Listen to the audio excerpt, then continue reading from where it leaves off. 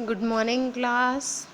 So, as you know, first chapter is finished, and now the revision of first chapter will be started from today. तो आपका first chapter जो है उसका जो revision start होना है, उस रिवीजन के लिए मैंने फिर से जितने टॉपिक्स थे वहाँ से एक बार फिर से हम स्टार्ट करते हैं ताकि आपको प्रॉपरली समझ में आ जाए सारे टॉपिक्स क्या कहाँ से हमने स्टार्ट किया था।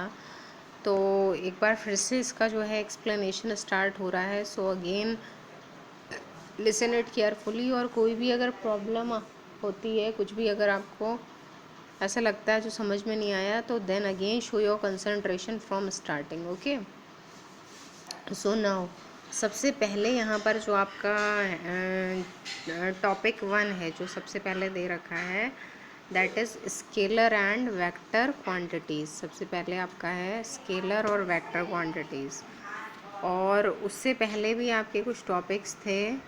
तो चलिए मैं वहीं से एक बार स्टार्ट कर देती हूँ। स्केलर वेक्टर क्वांटिटीज़ तो बाद में आती हैं।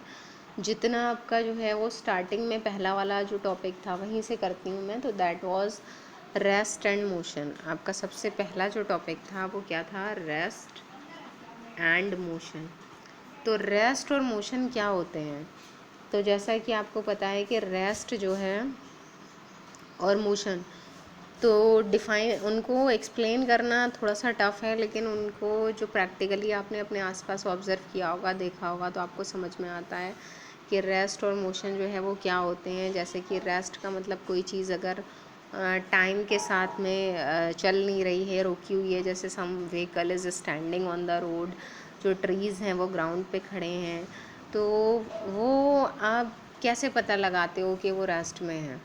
तो इसका मतलब कि अगर आप टाइम को देख रहे हो, टाइम को ऑब्ज़र्व कर रहे हो, तो टाइम तो लगातार आगे बढ़ता जा रहा है, लेकिन जो चीज़ है, जो बॉडी है, जो ऑब्जेक्ट है, वो अपनी पोजीशन को बदल नहीं रहा है, तो उसको हम बोलते हैं रेस्ट। और अगर बॉडी अपनी पोजीशन जो है वो टाइम के साथ बदल रही है, आगे बढ़ रही है, तो इसका मतलब वो मोशन में है।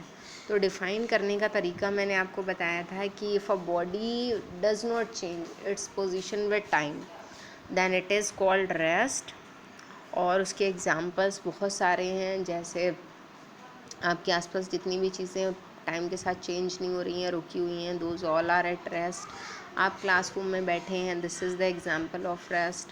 इसके अलावा आता है मोशन। तो मोशन क्या होता है? तो if a body changes it's position with time, तो अगर बॉडी अपनी पोजीशन को टाइम के साथ में बदल रही है, तो इसका मतलब वो जो है मोशन में है।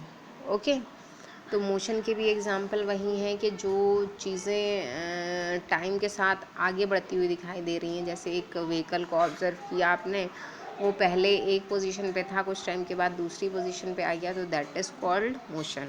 ओके, तो ये है रेस्ट एंड मोशन। लेकिन अब क्वेश्चन ये आता है कि रेस्ट और मोशन जो है वो एब्सल्यूट नहीं होते हैं। इसका आंसर मैंने आपको बताया था कि एब्सल्यूट रेस्ट, एब्सल्यूट मोशन का मतलब क्या हुआ कि किसी भी चीज़ की जो एक्चुअल स्टेट है वो रेस्ट नहीं है, क्योंकि नेचर में जितनी भी चीज़ें हैं वो सारी चल रही हैं। जैसे आपने देखा था कि अगर आप क्लासरूम में बैठे हैं, तो क्या आप उस टाइम रेस्ट की पोजीशन में है, तो आपको पता चला कि अर्थ इज़ मूविंग, तो we all the things which are on the earth, जो भी अर्थ पे हैं, तो वो भी अर्थ की स्पीड से अर्थ के साथ में चल रही हैं, तो रेस्ट कहाँ से पॉसिबल होगा? तो इसका मतलब कि रेस्ट और मोशन जो टर्म्स हैं वो ऐसे टर्म्स हैं जो परमानेंट नहीं है, जो एक्चुअल नहीं है। तो एब्सल्यूट रेस्ट इज़ इम्पॉसिबल। इसका आंसर क्या था? बिकॉज एवरीथिंग, या because all the things in nature are in motion. Nature में जितनी भी चीज़ें हैं वो सभी मोशन में है, इसलिए एब्सल्यूट रेस्ट कैसा है? इम्पॉसिबल है। ठीक है, इसी तरह से एब्सल्यूट मोशन भी इम्पॉसिबल होता है। तो क्वेश्चन ये था कि जब सारी चीज़ें मोशन में हैं, तो फिर एब्सल्यूट मोशन इम्पॉसिबल कैसे हुआ? तो उसके लिए जो है एक टर्म आपने स्टडी किया था, और वो टर्म था रेफरेंस पॉइंट। तो रेफरेंस पॉइंट को मैंने क्या एक्सप्लेन किया था कि रेफरेंस पॉइंट वो पॉइंट होता है जहाँ से मोशन स्टार्ट होता है। तो it is the point from where the motion और द जर्नी वॉज स्टार्टेड। जैसे आपने घर से स्कूल के लिए चलना स्टार्ट किया, तो your home is reference point, और स्कूल से घर के लिए चलना स्टार्ट किया तो school is reference point, train ने प्लेटफॉर्म से चलना स्टार्ट किया तो प्लेटफॉर्म इज़ रेफरेंस पॉइंट।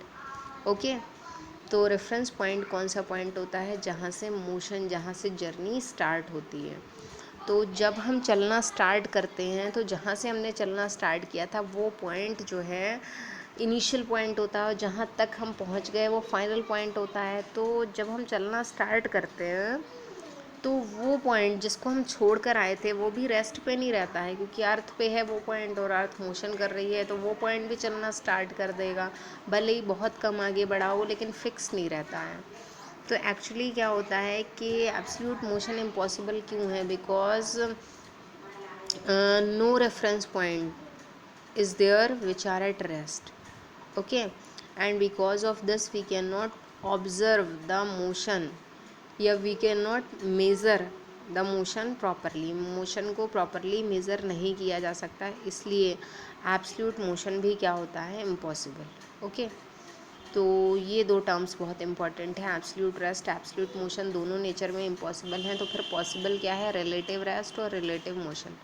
तो रिलेटिव भी मैंने आपको बताया था क्या होता है, तो व्हेन वी रिलेट और compare the positions of the two bodies, तो वो कहलाता है रिलेटिव रेस्ट या रिलेटिव मोशन। जैसे आपने कंपेयर किया अपनी पोजीशन को मूविंग फ़ैन की पोजीशन से, तो फ़ैन के कंपैरिजन में आप जो हैं वो रेस्ट पे हैं। ओके, तो इसी तरह से जब हम कंपेयर करते हैं तो पोजीशंस जो हैं वो हम एक्सप्लेन कर पाते हैं, अदरवाइज़ किसी भी चीज़ की परमानेंट या एक्चुअल पोजीशन नहीं होती है। तो ये कहलाता है आपका रेस्ट एंड मोशन। उसके बाद आपने स्टडी किया था, नेक्स्ट टॉपिक था आपका डिस्टेंस। ओके, तो जब आपने डिस्टेंस को स्टडी किया था तो डिस्टेंस में आपने पढ़ा था कि डिस्टेंस क्या होती है, डेफिनेशन। तो डिस्टेंस की डेफिनेशन थी कि it is the length of path covered between two fixed points. तो दो फिक्स पॉइंट्स थे इस तरह से, और उन दो पॉइंट्स के बीच में, दो फिक्स्ड पॉइंट्स के बीच में जो डिस्टेंस, जो लेंथ ऑफ पाथ कवर होती है उसको बोला जाता है डिस्टेंस। ओके, तो डिस्टेंस का सिंबल मैंने आपको बताया था एस होता है। डिस्टेंस की एसआई यूनिट जो है वो मीटर होती है, मीटर में उसको मेज़र किया जाता है। तो ये जो है ये आपका कहलाता है डिस्टेंस। उसके अलावा इसकी कुछ और यूनिट्स भी होती हैं, जैसे बड़ी यूनिट जो बिगर यूनिट है किलोमीटर भी होती है इसकी, छोटी यूनिट्स जो हैं वो सेंटीमीटर या मिलीमीटर भी होती हैं। और डिस्टेंस जो है वो एक स्केलर क्वांटिटी है। तो स्केलर क्वांटिटीज़ के लिए, क्योंकि वो टॉपिक इसमें आएगा ही, स्केलर क्वांटिटी का रीज़न क्या था कि डिस्टेंस जो होती है वो डायरेक्शन पे डिपेंड नहीं करती है। जितनी भी क्वांटिटीज़ डायरेक्शन से इंडिपेंडेंट होती हैं वो कहलाती हैं स्केलर क्वांटिटीज़, और जितनी भी क्वांटिटीज़ डायरेक्शन पे डिपेंड करती हैं वो कहलाती हैं वेक्टर क्वांटिटीज़। ओके, तो ये जो है आपकी डिस्टेंस स्केलर क्वांटिटी है। उसके बाद आपका नेक्स्ट टॉपिक जो है वो था डिस्प्लेसमेंट। तो डिस्प्लेसमेंट में आपने पढ़ा था डिस्प्लेसमेंट क्या होता है। तो डिस्प्लेसमेंट जो है वो शॉर्टेस्ट डिस्टेंस थी। जैसे मैंने आपसे कहा था कि ये दो फिक्स पॉइंट्स हैं, और यहाँ से पॉइंट ए से पॉइंट बी तक जाने के लिए एक पाथ ये भी हो सकता है, एक पाथ ये भी हो सकता है, बहुत सारे पाथ्स हो सकते हैं, लेकिन इन सारे ही पाथ्स में जो शॉर्टेस्ट पाथ है, वो जो शॉर्टेस्ट डिस्टेंस है वो कहलाती है डिस्प्लेसमेंट। तो डेफिनेशन क्या बन जाएगी, तो उसकी डेफिनेशन बनेगी कि it is the shortest distance between initial and final point. Initial और फाइनल पॉइंट के बीच में जो शॉर्टेस्ट डिस्टेंस है वो कहलाती है डिस्प्लेसमेंट। सिंबल इसका वही होता है जो डिस्टेंस का सिंबल है एस। एसआई यूनिट भी इसकी सेम होती है मीटर, बस डिफरेंस इतना है कि ये वेक्टर क्वांटिटी है। तो वेक्टर क्वांटिटी का मतलब डिस्प्लेसमेंट डायरेक्शन पे डिपेंड करता है, इसलिए कहा जाता है कि डिस्प्लेसमेंट जो है वो नेगेटिव या ज़ीरो दोनों पॉसिबल है, जबकि डिस्टेंस जो है वो हमेशा पॉजिटिव होती है। उसका रीज़न क्या है, उसका रीज़न ये है कि जैसे मान लीजिए कि एक बॉडी ने यहाँ से यहाँ तक चलना स्टार्ट किया, कितनी डिस्टेंस कवर की उसने, 5 मीटर, ए पॉइंट से बी पॉइंट तक 5 मीटर डिस्टेंस कवर की। तो इस वाले केस में तो डिस्टेंस और डिस्प्लेसमेंट दोनों ही क्या होंगे, बराबर। लेकिन वही बॉडी अगर 5 मीटर कवर करने के बाद वापस ए पॉइंट पर आ जाती है तो डिस्टेंस कितनी होगी, तो आपको पता है डिस्टेंस जाने वाली जो है वो 5 मीटर और वापस आने वाली भी 5 मीटर, तो डिस्टेंस टोटल बन जाती है 10 मीटर। जबकि डिस्प्लेसमेंट में क्या होता है कि जब बॉडी वापस आएगी तो क्योंकि वो डायरेक्शन पे डिपेंड करता है, तो डायरेक्शन की वजह से वापस आते टाइम उसको माइनस में कंसीडर करना पड़ेगा। तो यहाँ टोटल डिस्प्लेसमेंट जो है वो ज़ीरो हो जाएगा और टोटल डिस्टेंस 10 मीटर हो जाएगी। तो आपसे 2 क्वेश्चन पूछे जा सकते हैं कि डिस्प्लेसमेंट जो है वो किस कंडीशन में ज़ीरो होगा, तो उसका आंसर आप ये देंगे कि when a body returns back to initial position, body दोबारा अगर इनिशियल पोजीशन पर आ जाती है तो उसका डिस्प्लेसमेंट ज़ीरो होगा। और डिस्प्लेसमेंट नेगेटिव किस कंडीशन में होता है, तो ये भी आपने पढ़ा था कि डिस्प्लेसमेंट नेगेटिव होने के लिए again one diagram is there, ये 2 पॉइंट्स हैं ए और बी। तो बॉडी यहाँ से यहाँ तक जाती है तो कितना कवर किया, मान लीजिए 5 मीटर, वापस यहाँ तक आती है दोबारा फिर से 5 मीटर कवर किया, और इस पॉइंट के भी अगर पीछे निकल जाती है, कितना पीछे निकल गई, -1 मीटर। तो याद रखिएगा कि इनिशियल पॉइंट से आपको कंपेयर करना है, बॉडी इनिशियल पॉइंट से किधर गई और कितना गई। तो यहाँ पर बॉडी इनिशियल पॉइंट से पीछे गई, इसलिए डिस्प्लेसमेंट माइनस में हो, कितना पीछे गई, 1, तो यहाँ पर डिस्प्लेसमेंट कितना हो जाएगा, -1 मीटर। ओके, तो इस तरह से डिस्प्लेसमेंट से रिलेटेड पॉइंट्स अगर आएंगे तो डिस्प्लेसमेंट की जो करेक्टरिस्टिक्स हैं या प्रॉपर्टीज़ हैं उनमें डिस्प्लेसमेंट जो है वो वेक्टर क्वांटिटी होती है, मतलब डायरेक्शन पे डिपेंड करती है। दूसरी बात डिस्प्लेसमेंट ज़ीरो हो सकता है, तीसरी बात डिस्प्लेसमेंट नेगेटिव हो सकता है, जबकि डिस्टेंस जो है वो हमेशा पॉजिटिव ही होती है।